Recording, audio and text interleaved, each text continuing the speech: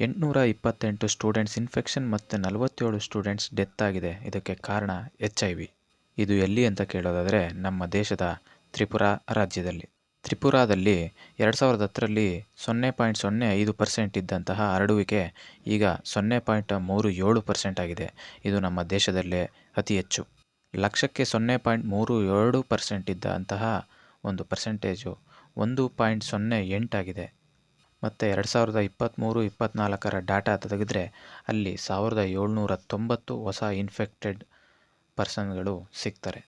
ಹೌದು, ಈ ವಿಷಯನ ಕೇಳಿ ನನಗೆ ಶಾಕ್ ಆಯಿತು. ಇದೇ ಕಾರಣಕ್ಕೋಸ್ಕರ ನಾನು ಏಡ್ಸ್ ಬಗ್ಗೆ ಒಂದು ವಿಡಿಯೋ ಮಾಡಬೇಕು ಅಂತ ಈ ವಿಡಿಯೋ ಮಾಡ್ತಾಯಿದ್ದೀನಿ. ಎಲ್ಲರಿಗೂ ನನ್ನ ಚಾನಲ್ಗೆ ಸ್ವಾಗತ. AIDS acquired immuno deficiency syndrome. ಇದು ಬರೋಕ್ಕೆ ಕಾರಣ ಹ್ಯೂಮನ್ ಇಮ್ಯುನೋ ಡಿಫಿಷಿಯನ್ಸಿ ವೈರಸ್ ಅಂದರೆ HIV.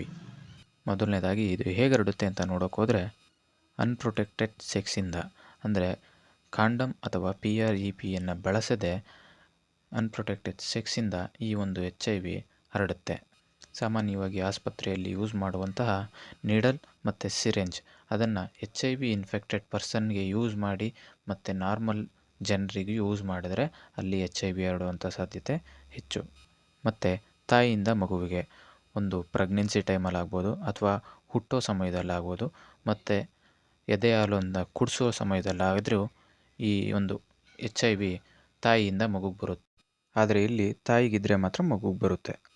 ಮತ್ತು ರಕ್ತ ಕೊಡುವ ಸಮಯದಲ್ಲಿ ಅಥವಾ ತಗೊಳ್ಳುವ ಸಮಯದಲ್ಲಿ ಆವಾಗ ನೀಡಲ್ ಯೂಸ್ ಮಾಡೋದಾಗಿರ್ಬೋದು ಅಥವಾ ಕಂಟಾಮಿನೇಟೆಡ್ ಬ್ಲಡ್ಡನ್ನು ಒಬ್ಬರು ತಗೊಳ್ಳೋದ್ರಿಂದ ಈ ಒಂದು HIV ಹರಡುತ್ತೆ.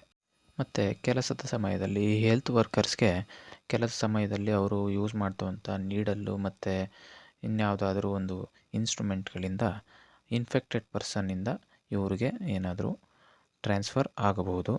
ಮತ್ತು ಇವ್ರಿಗೆ ಇಂಜುರಿ ಆಗೋದ್ರಿಂದ ಇರ್ಬೋದು ಅಥವಾ ಇನ್ಫೆಕ್ಟೆಡ್ ಪರ್ಸನ್ಗೆ ಇಂಜುರಿ ಆಗಿರ್ಬೋದು, ಆ ಒಂದು ಬಾಡಿ ಫ್ಲೂಯಿಡು ಇವ್ರಿಗೆ ಟ್ರಾನ್ಸ್ಫರ್ ಆದರೆ HIV ಬರೋ ಚಾನ್ಸಸ್ ಇರುತ್ತೆ.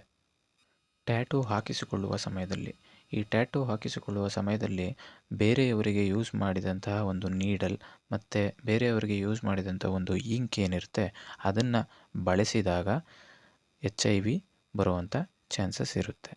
ಈ ಥರದ ಘಟನೆಗಳನ್ನು ನಾನು ಸುಮಾರು ಓದಿದ್ದೀನಿ. ಮತ್ತು ಕಿವಿ ಚುಚ್ಚಿಸುವ ಸಮಯದಲ್ಲಿ ಅಥವಾ ಮೂಗು ಚುಚ್ಚಿಸೋ ಸಮಯದಲ್ಲಿ HIV ಇರುವಂಥ ಒಂದು ಪರ್ಸನ್ಗೆ ಚುಚ್ಚಿರೋ ಒಂದು ನೀಡಲಲ್ಲೇ ಚುಚ್ಚಿದಾಗ ಬರೋ ಚಾನ್ಸಸ್ ಇರುತ್ತೆ.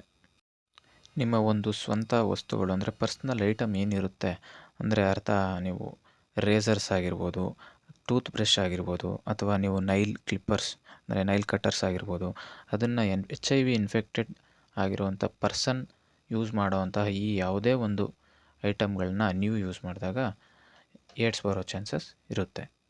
ಮತ್ತು ಹೇಗೆ ಬರಲ್ಲ ಅಂತಂದರೆ ಸಾಮಾನ್ಯವಾಗಿ ಹಗ್ ಮಾಡೋದ್ರಿಂದಾಗಲಿ, ಕೈ ಶೇಕ್ ಹ್ಯಾಂಡ್ ಮಾಡೋದಾಗಲಿ ಅಥವಾ ಒಂದು ಊಟನ ಮತ್ತು ಕುಡಿಯೋ ನೀರನ್ನ ಶೇರ್ ಮಾಡೋದ್ರಿಂದಾಗಲಿ ಬರೋದಿಲ್ಲ.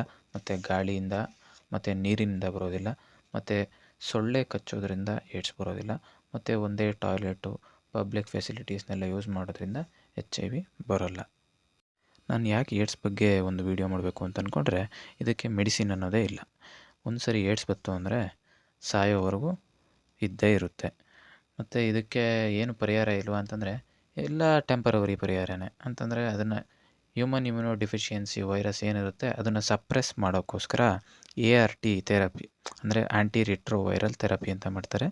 ಮತ್ತು ಅದರಲ್ಲೇ 2-3 ಥರ ಇದೆ. ಟ್ರಿಪಲ್ ಥೆರಪಿ, ಹೈಲಿ ಆ್ಯಕ್ಟಿವ್ ಆ್ಯಂಟಿ ರಿಟ್ರೋ ವೈರಲ್ ಥೆರಪಿ, ಈ ಥರ ಮಾಡ್ತಾರೆ.